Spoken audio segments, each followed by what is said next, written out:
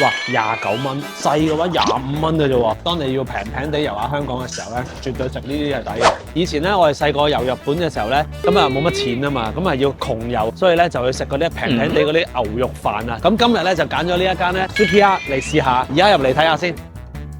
點解平時話去窮遊嘅時候咧，就要去食呢啲啊？點解咧？你睇下喺香港咧，39蚊一個牛當飯嘅套餐咧，其實真係好抵食㗎喎。唔該。好啦，呢一個咧就係嗰個39蚊嘅套餐，又有牛肉飯，有啲菜，有杯嘢飲咁樣。好啦，睇下試下先。有啲肉啊，肥膏分佈得都幾好嘅，一半一半咁樣，大大啖食下個牛啲。好好味啊！真係，佢排啲日本米，成個餐你撈埋晒咧去食咧，好正嘅。薑絲，佢係淺色好多嘅紅薑絲嚟嘅。